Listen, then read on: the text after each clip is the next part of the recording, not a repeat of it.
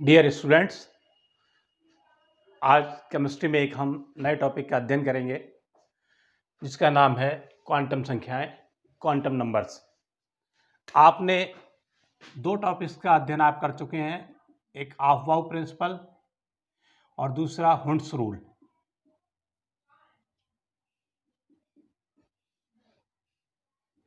ऑफ-बाउ principal और Hund's rule in दोनों का अध्ययन किया। ऑफ-बाउ प्रिंसिपल में आपने ये जानकारी प्राप्त की थी, आपको अब ये जानकारी है कि इस सिद्धांत के अनुसार, इस नियम के अनुसार परमाणु की कक्षाओं में इलेक्ट्रॉन ऊर्जा के बढ़ते हुए क्रम में प्रवेश करते हैं। तो हमको ये क्या बताता है? ऊर्जा स्तर बताता है, पर्टिकुलर इलेक्ट्रॉन का एनर्जी लेवल बताता है। दूसरा, आपने हुड्स के नियम से ये अध्ययन किया था कि इलेक्ट्रॉन किसी उपकोष में है तो उस कोष में उसकी स्थिति क्या होगी, उसका वो अगर उपकोष में एक से अधिक ऑर्बिटल उपस्थित हैं, जैसे पी उपकोष में 3 होते हैं, डी उपकोष में 5 होते हैं या एफ उपकोष में 7 होते हैं, तो उन 3 में इलेक्ट्रॉन कहाँ है और उसकी स्पिन की दिशा क्या है, उसका चक्रण क्या है। तो अर्थात हुड्स रूल ये बताता था कि इलेक्ट्रॉन की स्थिति क्या है। तो एनर्जी एंड पोजीशन, इन दोनों के लिए हमने अलग अलग नियम का अध्ययन किया। यदि कोई ऐसी संख्याएं जो इनको एक साथ बता सकती हैं तो वो क्या है? क्वांटम संख्याएं हैं।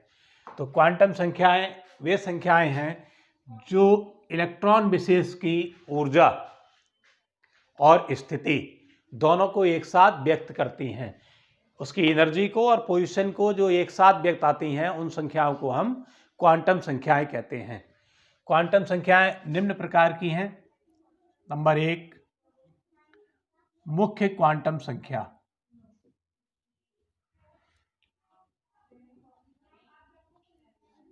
Principal quantum number.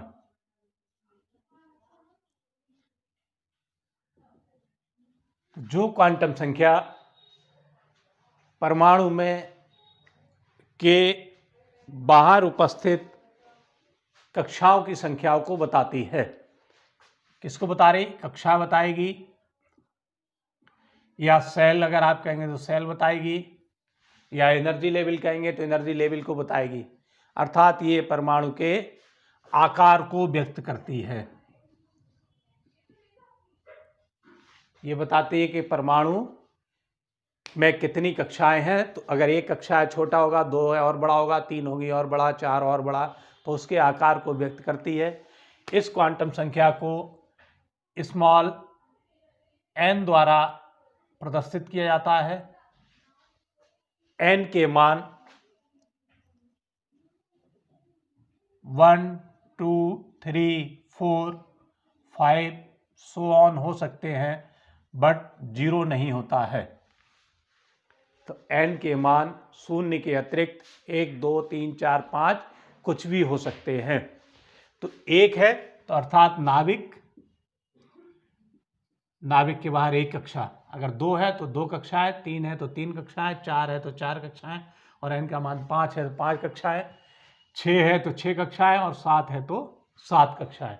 अर्थात कक्षाओं के आधार पर n का मान होता है। यहां यह बताया जाता है कि n का मान कभी 0 नहीं हो सकता। क्यों? क्योंकि यदि कोई परमाणु है तो उसमें नाभिक के अंदर प्रोटॉन होगा और न्यूट्रॉन होगा, लेकिन नाभिक के बाहर कम से कम 1 इलेक्ट्रॉन होगा, क्योंकि परमाणु होने के लिए इलेक्ट्रॉन, प्रोटॉन और न्यूट्रॉन तीनों का, एक बार न्यूट्रॉन को अपवाद स्वरूप छोड़ा जा सकता है। जैसे आप प्रोटियम का अध्ययन करेंगे तो प्रोटियम में कोई न्यूट्रॉन नहीं है, लेकिन इलेक्ट्रॉन और प्रोटॉन का होना आवश्यक है। तब जब 1 इलेक्ट्रॉन होगा तो उसको घूमने के लिए, रिवॉल्व करने के लिए कम से कम 1 कक्षा आवश्यक है। तो इसीलिए n का मान कभी भी 0 नहीं होता। दूसरा है दिगंशी क्वांटम संख्या।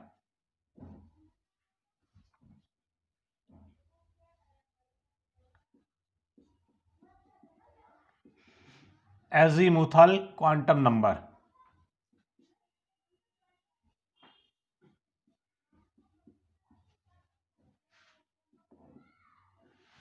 ये क्वांटम संख्या परमाणु में उपकोष की आकृति को बताती है। हमको आकार पता लग गया, आकार के बाद उसकी आकृति पता लग जाती है कि ये किस प्रकार की शेप है। जैसे आप जानते हैं कि एस उपकोष गोलाकार होता है, पी उपकोष डंबल के आकार का होता है, डी उपकोष डबल डंबल के आकार का होता है।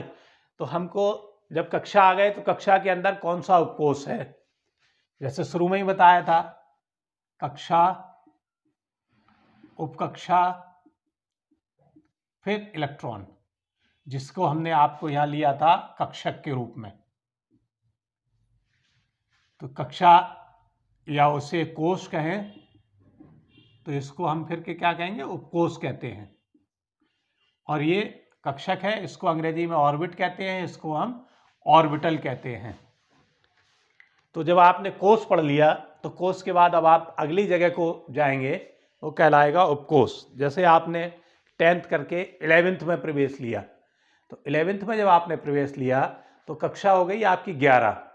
लेकिन आपने क्या अध्ययन करना है, साइंस अध्ययन करनी है, आर्ट्स अध्ययन करनी है, कॉमर्स अध्ययन करना है, कंप्यूटर अध्ययन करना है, उसके आधार पर आपको अलग अलग सेक्शन मिलते हैं। तो वो जो सेक्शन है वो उपकोष हो गए आपके। तो उस सेक्शन में आप, तो इसी प्रकार उस सेक्शन में आपका प्रवेश होगा। इसी प्रकार आकार का जब अध्ययन हो गया तो अब आकृति का अध्ययन होगा। तो ये परमाणु, ये क्वांटम संख्या उपकोष की आकृति को व्यक्त करती है। इसको स्मॉल एल द्वारा रिप्रेजेंट किया जाता है और कोष के बाद उपकोष आता है, इसलिए इसके मान मुख्य क्वांटम संख्या के मान पर निर्भर करते हैं। तो जब आप L की वैल्यू ज्ञात करेंगे तो L के मान ज्ञात करने के लिए आपको मुख्य क्वांटम संख्या के मान को कंसीडर करना पड़ेगा। और कैसे निकलते हैं L के मान, 0 से स्टार्ट होकर n-1 तक होते हैं। फॉर एग्जाम्पल, यदि n का मान 1 है तो L का मान क्या होगा, 0, और 1 में से 1 घटाएंगे तो फिर 0, तो इसलिए L का मान 0 होगा। यदि n का मान 2 है तो L का मान 0, 1। यदि n का मान 3 है तो L का मान 0, 1, 2। 0 से स्टार्ट होकर क्या चल रहा था, 0 से स्टार्ट होकर n-1 तक। तो यहाँ 0 से अगर हम 0 आ गया और n-1 का मतलब हो गया 3 - 1 = 2, तो ये 2 होंगे। और यदि n का मान 4 है तो L का मान 0, 1, 2, 3 होगा। अब इसके बाद प्रश्न उठता है कि यदि n का मान 5 है तो क्या L का मान 0, 1, 2, 3, 4 होगा? ये बहुत लॉजिकल क्वेश्चन है कि इफ n = 5 तो then L will be 0, 1, 2, 3 and 4। लेकिन ऐसा नहीं होता।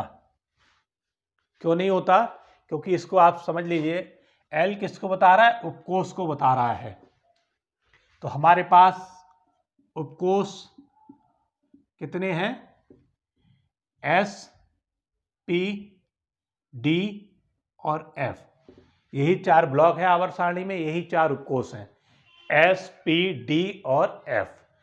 तो इन्हीं उपकोष के मान के आधार पर L का मान भी होगा।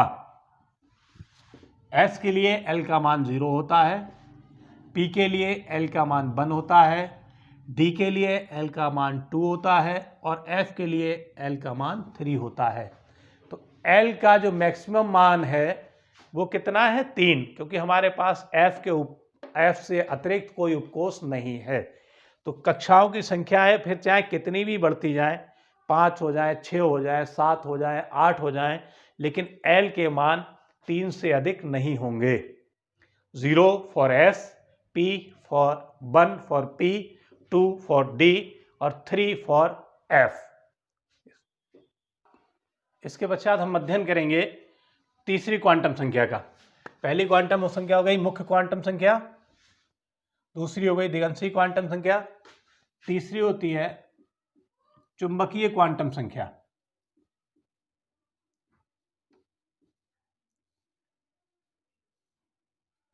चुंबकीय quantum number, magnetic quantum number. ये क्वांटम संख्या अभिविन्यास को बताती है, कक्षकों के अभिविन्यास को बताती है, ओरिएंटेशन ऑफ ऑर्बिटल्स को एक्सप्लेन करती है, कक्षक का अभिविन्यास बताती है।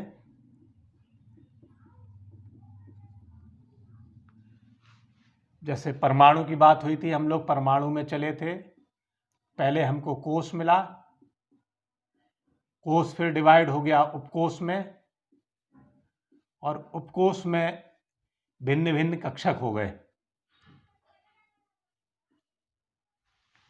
S उपकोष में 1 कक्षक होता है, P में 3 होते हैं, D में 5 होते हैं, F में 7 होते हैं। तो जब इलेक्ट्रॉन की बात करेंगे तो इलेक्ट्रॉन किसी पार्टिकुलर कक्षक में होगा, वो कक्षक किसी उपकोष में होगा, वो उपकोष किसी कोष में होगा, और ओवरऑल एक परमाणु में होगा। फॉर एग्जाम्पल, जैसे यदि आप को ढूंढने कोई आपके विद्यालय में आता है तो सबसे पहले उसे ये पता होना चाहिए कि आपका विद्यालय क्या है। उसके बाद उसको ये पता होना चाहिए कि आप किस कक्षा में पढ़ते हैं।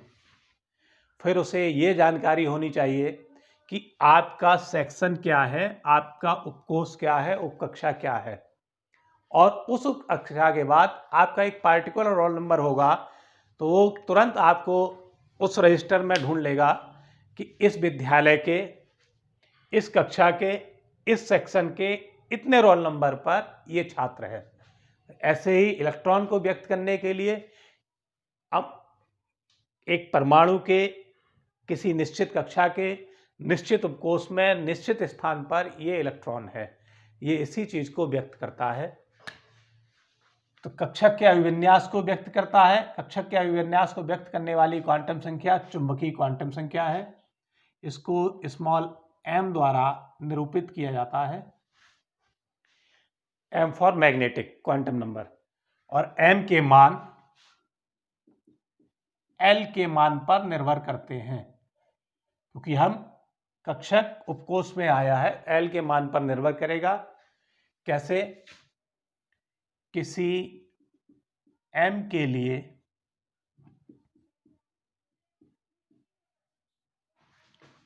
L का मान -L से लेकर +L तक 0 सहित होता है। कैसा? -L2 +L 0 को इंक्लूड करते हुए। इसमें आपको कंफ्यूज नहीं होना है। कभी कभी कुछ किताब में कुछ शिक्षक इस तरह से भी पढ़ाते हैं कि +L से लेकर 0 सहित -L तक होता है।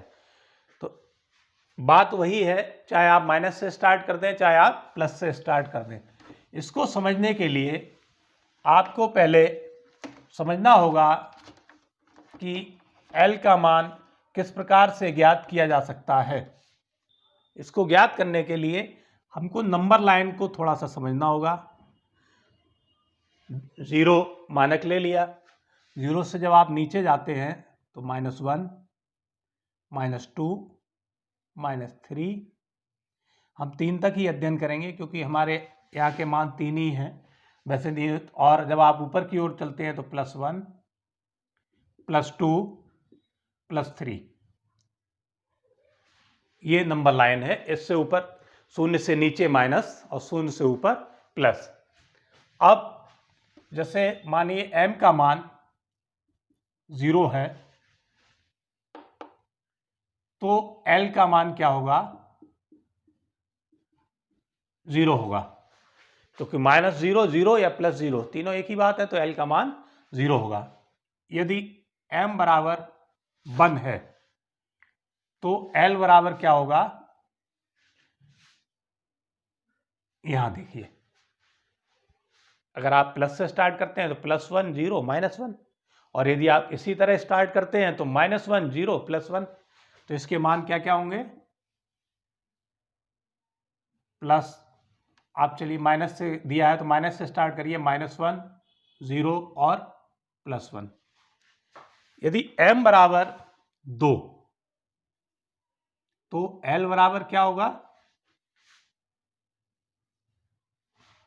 -2 -1 0 +1 +2, क्या क्या आ गया, -1, पहले -2 -1 0 +1 और +2। यदि m बराबर 3 तो L बराबर, फिर यहीं से ऐसे ही नंबर लाइन पर आप देख लीजिए, -3 -2 -1 0 +1 +2 और +3। अब यहाँ एक चीज और बहुत अच्छी आपको समझ में आ सकती है अगर आप ट्रिक लगाएंगे। जैसे आपको बताया कि L के मैक्सिमम मान 3 तक ही हैं, तो M के मान अब इसके बाद कुछ भी होंगे तो L के मान मैक्सिमम यही होते हैं।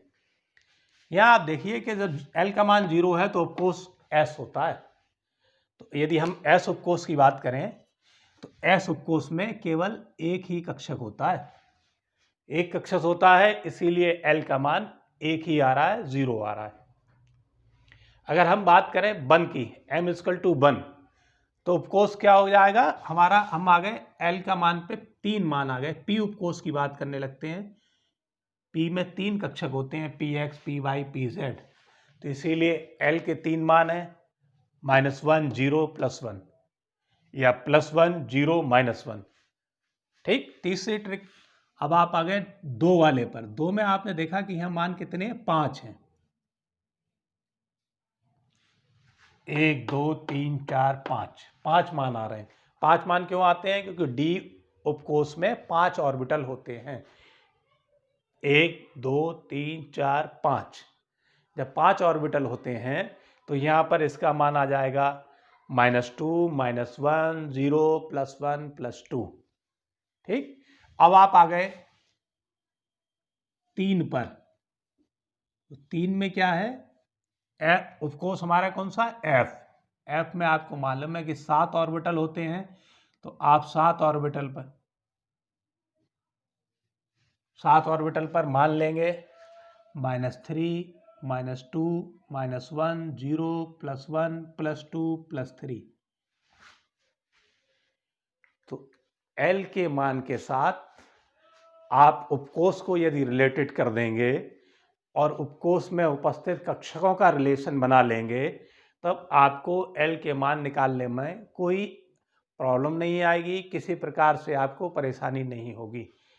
तो पहली क्वांटम संख्या मुख्य, दूसरी दिगंशी, तीसरी क्वांटम संख्या हो गई हमारी चुंबकीय क्वांटम संख्या, चौथी क्वांटम संख्या होती है चक्रण क्वांटम संख्या। चक्रण क्वांटम संख्या अंग्रेजी में कहते हैं स्पिन क्वांटम नंबर। अब हम परमाणु की कक्षा में चले गए, उपकोष में चले गए, कक्षक में चले गए। अब हर कक्षक में क्या है कि प्रत्येक कक्षक में विपरीत चक्रण करते हुए 2 अधिकतम इलेक्ट्रॉन रह सकते हैं। आपको पता है कि दोनों की चक्रण की गति अलग अलग होगी, दोनों की चक्रण की दिशा अलग अलग होगी, एक स्पिन होगा, दूसरे को हम एंटी स्पिन कहते हैं। तो इसको जो ऊपर की ओर होता है इसको स्पिन चक्रण माना जाता है, और जो नीचे की ओर होता है इसको एंटी स्पिन चक्रण माना जाता है। अर्थात S क्वांटम संख्या, या हम कह रहे थे चक्रण क्वांटम संख्या, जिसको S द्वारा व्यक्त किया जाता है, निरूपित किया जाता है, इस क्वांटम संख्या के अधिकतम 2 मान हो सकते हैं। 2 मान क्यों हो सकते हैं, क्योंकि एक ऑर्बिटल में अधिकतम 2 ही इलेक्ट्रॉन हो सकते हैं जिनके चक्रण की विपरीत दिशा होगी। तो जो ऊपर की ओर चक्रण कर रहा है उसके लिए +1 +½ और जो नीचे की ओर चक्रण कर रहा है उसके लिए -½ तो S के 2 मान होते हैं, इस इलेक्ट्रॉन के लिए +1/2 और इसके लिए -1/2। इस प्रकार चारों क्वांटम संख्याओं का आज आपने अध्ययन किया, जिसमें मुख्य क्वांटम संख्या, दिगंशी क्वांटम संख्या और चक्रण क्वांटम संख्या और चुंबकीय क्वांटम संख्या, या आप कह सकते हैं principal quantum number, azimuthal quantum number, magnetic quantum number and spin quantum number.